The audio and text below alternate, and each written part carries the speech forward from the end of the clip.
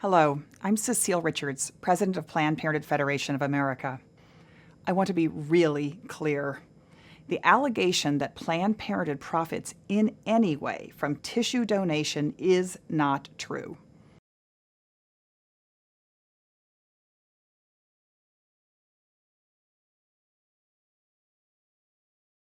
What would you expect for intact tissue? What sort of compensation? What sort of... Well, why don't you start by telling me what you're used to paying?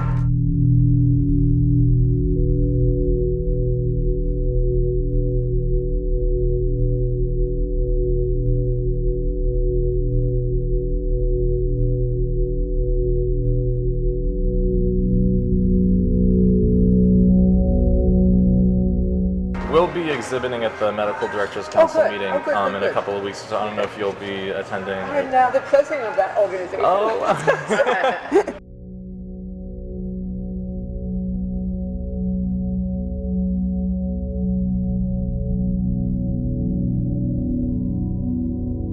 So we had just started the conversation, and Susan was explaining they're a startup, that they have been about a year in business. They're a for-profit company that's connecting researchers with people willing to donate tissue. Our volume, thank you for giving it to me, is 800 a year with 60 in the second trimester, and we just started to talk about how the process worked with Novogenics down in Los Angeles when I was there. Okay. To back up a little bit, PPFA, our parent body, is on board with tissue donation, but we have to ask for a waiver to do it, and we have to lay out for them what our program's going to be like. And the mechanics of it was that Heather, Novogenics person, would come to the site, and our staff would sign the patients up and get consent, and then Heather would look at the tissue and take what she required. So it was logistically very easy for us. We didn't have to do anything. So there was compensation for this. We didn't have to do anything. So there was compensation for this, and there was a discussion as I was leaving. They had been paying by the case, and there was some discussion about doing it in a different way, or I don't know what you're used to doing, how are you used to doing compensation. The patients don't get anything, of course. But. Okay, so I'd like, what would you expect for intact tissue? What sort of compensation? What sort of... Well, why don't you start by telling me what you're used to paying? Okay. I don't think so. I would like to know what would make you happy. What would work for you? Well, you know, in negotiations, the person who throws out the figure first is at a loss, right? So. No, I don't look at it that way. I know you want to play that game. I get it, but no, I want low ball because I'm used to low things from. You know what? If you low ball, I'll act pleasantly surprised, and you'll know it's a low ball. Okay. What I want to know is what would work for you. Don't low ball it.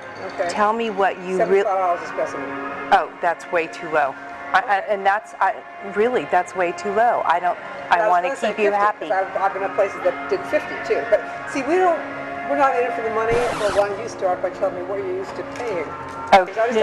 No, I want lowball $75 a specimen, and we don't want to be in the position of being accused of selling tissue and stuff like that. On the other hand, there are costs associated with the use of our space and all that kind of stuff. So what would you think about? Right. So way higher than that. So I'd like to start at around 100. Okay.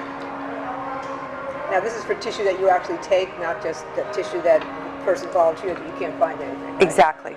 Now this is for tissue that you actually take, not just the tissue that person volunteered that you can't find anything. Right? Exactly. Right. What we can use, what is intact. So that's why I'm saying no, don't lowball. I want you to be happy. Well, it's complicated by the fact that our volume is so low too. I mean, are you looking at 8 and 9 week specimens or only second trimester specimens? 10 to 12 week, end of the first trimester. If those are pretty intact specimens, then that's something we can work with. So that's an interesting concept. Let me explain to you a little bit of a problem, which may not be a big problem. If our usual technique is suction at 10 to 12 weeks, and we switch to using an iPass or something with less suction in order to increase the odds that will come out as an intact specimen, then we're kind of violating the protocol that says to the patient, we're not doing anything different in our care of you. And to me, that's a kind of a specious little argument, and I wouldn't object to asking Ian, who's our surgeon that does the cases, to use an iPass at that gestational age in order to increase the odds that he was going to get an intact specimen. But I do need to throw it out there as a concern, because the patient is signing something and we're signing something saying we're not changing anything in the way we're managing you just because you agreed to give tissue. I've heard of that before. Right. Yeah. No. It's definitely. It's touchy. Okay. How do you feel about that? Well, I think they're both totally appropriate techniques. There's no additional pain involved. I don't think the patients would care one iota. So I'm not making a fuss about that. Okay. Now you have my email address, You right? got your email, yeah. Write me a 3 to 4 paragraph proposal, which I will then take to Laurel and others in our organization to see if we want to pursue this.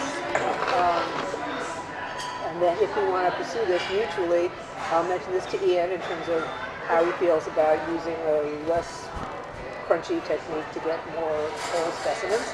And then if we agree to move forward, the next steps, I need to apply to PPFA for a waiver to permit us to do this. We have to have a contract. Do you have a contract already? We have what we've used in the past is a materials transfer agreement. And that's obviously open to discussion. So that's a prototype. It needs to say exactly what your staff is going to do, exactly what your expectations are, exactly what your compensation is. And are we agreed that $100 would keep you happy?